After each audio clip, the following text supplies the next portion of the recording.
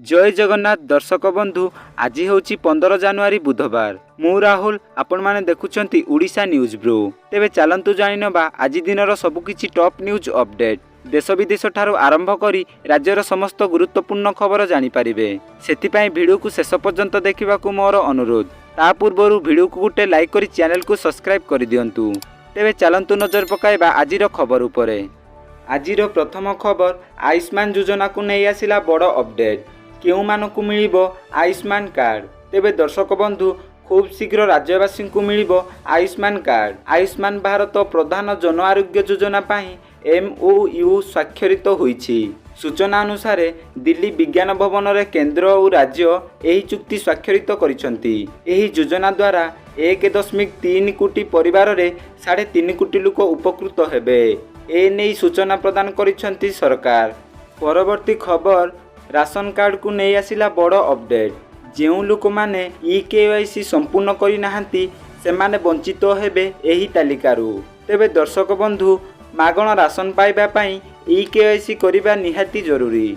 जदि आपण ताहा करि नाहंती तेबे आपण मध्य एथिरु वंचित होई पारंती।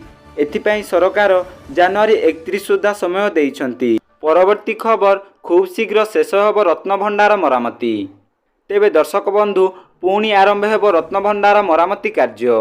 मकर नीतिक्रांति पाई एबे रत्न भंडार मरामती काम बंद रहिछि। आसंता 17 तारिखरु पुणी मरामती काम आरंभ कराजिबो। एही मरामती पाई ASI 3 मास समय मागिथिला। मार्च मास पूर्वरु रत्न भंडार मरामती कार्य शेष हेबा नै सूचना प्रदान करिसंती आईन मंत्री पृथ्वीराज हरिचंदन। परवर्ती खबर महामारी रूप नेब कि HMPV ए नै विश्व स्वास्थ्य संगठन तरफरु प्रकाश पाइछि एक रिपोर्ट। एथिरे उल्लेख रहिछि जे प्रतिवर्ष शीत ऋतु रे पृथ्वीर प्राय प्रत्येक देश रे एही बड़ी थंडा छिंक और निमोनिया भली आक्रांतक संख्या रे वृद्धि देखा जाए। परवर्ती पर्याय रे एही साधारण समस्या फ्लू परी समस्या रे परिवर्तन होइथाए। सेही बड़ी चलित वर्ष डिसेंबर रु जनवरी मध्य रे चाइना रे HMPV संक्रमण वृद्धि पाउछि। तेबे एथिपाई अधिक चिंतित हेबा अपेक्षा सतर्कता अवलंबन करिबाकू देइछंती परामर्श। परवर्ती खबर आसंता 17 रु राज्य रे पुणी बढ़िबो शीत। उपांतर रु उपकूल पर्यंत सबुठी कमिबो तापमात्रा। स्वाभाविक भाव रे 2 रु 4 डिग्री पर्यंत तापमात्रा कमिबो। विशेष करी सुंदरगढ़, झारसुगुड़ा, अनुगुल, ढेंकानाल, संबलपुर, बरगढ़, कंधमाल, कलाहांडी, कोरापुट, नवरंगपुर रे शीतर लहरी अनुभूत हेबार संभावना रहिछि। आसंता 3 दिन पर्यंत राज्य रे पाणीपाग रे कोनोसी परिवर्तन हेबो नाही। ए नै सूचना प्रदान करिछि आंचलिक पाणीपाग केंद्र।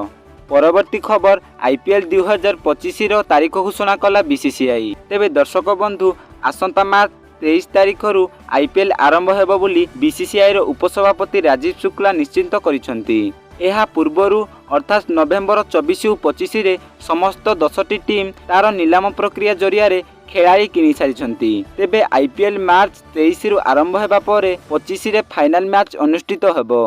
परवर्ती खबर मध्याह्न भोजन रे छात्र छात्री को 200 ml विटामिन A और D युक्त क्षीर देवाकू योजना करुछंती सरकार। गोकुल योजना रे 3000 गाई देवार व्यवस्था काली करा जाइछि।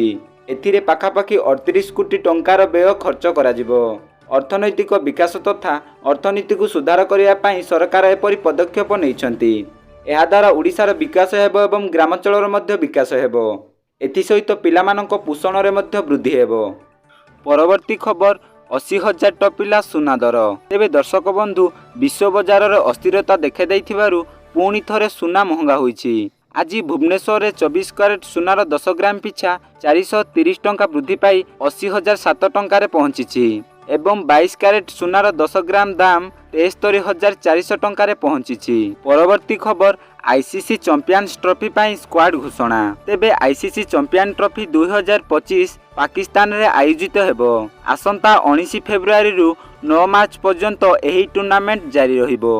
एही टूर्नामेंट रे प्राय 8टी देशर टीम खेलिबो यथा दक्षिण Africa, Australia, England, New Zealand, Afghanistan, Bangladesh, Bharat एवं पाकिस्तान। एथिमध्यरु 6टी देश तांकर दल घोषणा करिथिबा बेले भारत एवं पाकिस्तान स्क्वाड घोषणा बाकी रहिछि। एथिपई आसंता 18 रु 19 जनवरी रे एक स्वतंत्र बैठक अनुष्ठित हेबो। एही समय भारत एवं पाकिस्तान तार दल घोषणा करिवो।